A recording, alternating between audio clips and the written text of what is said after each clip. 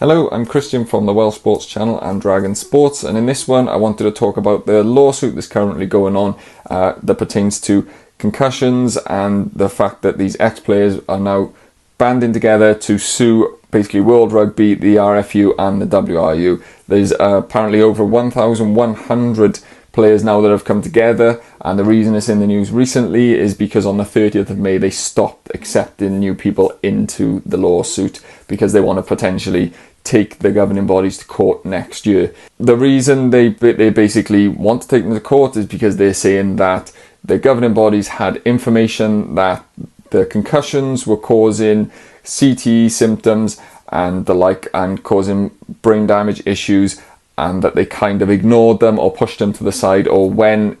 people from within the organisation or outside brought them information to the contrary of what their protocols were, they didn't accept it and kind of pushed them out. If they can prove that, then I don't think the governing bodies have a leg to stand on, to be honest. Of course, they'll deny that. They do have their own concussion protocols, but there was a lot of talk that they weren't substantial enough to protect players. For example, when they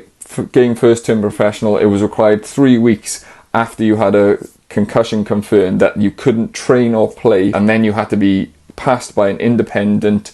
neurologist. And then around the 2000s they scrapped that and decided to go with this baseline test, a minimum of 6 days, and then you had a baseline test and you had to pass that to be able to go back to playing, which means that if you could pass your baseline test, you could get a concussion on the Saturday, pass your baseline test, and then get one the following week. Now, apparently these baseline tests, what ex-players have said, is they were incredibly simple and easy to manipulate, and players are going to try and get themselves back, and they sometimes have to be protected from themselves. The governing body then added more layers, the HIA, which is, we all know that when they take them off after they suspected that they get a head trauma,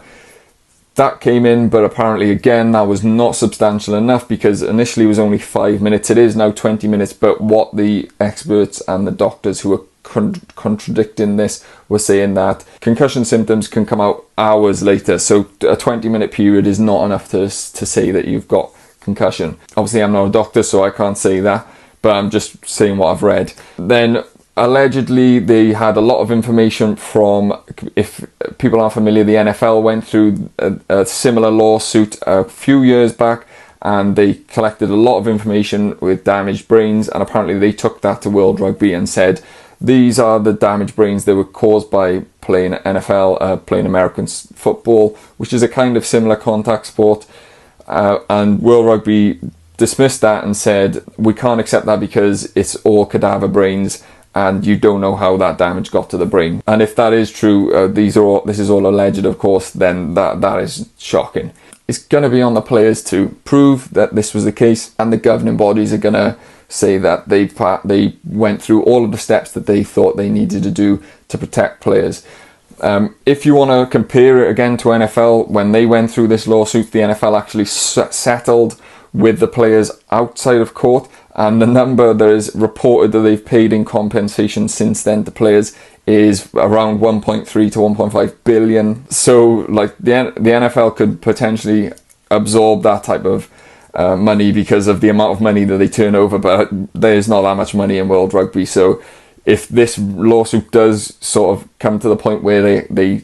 governing bodies lose, then I don't know what they're going to do, because I don't know how they're going to afford to be able to pay these players. Where it does get a bit murky is the former England prop Phil Green was apparently persuaded and sort of coerced onto joining this lawsuit, even though he had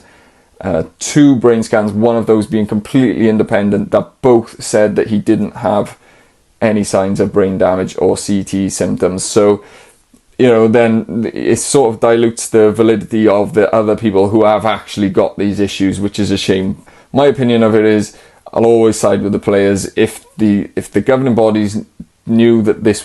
could be an issue and they didn't protect them, then they obviously have to compensate the players. What it's always got to come back to is, at the heart of it,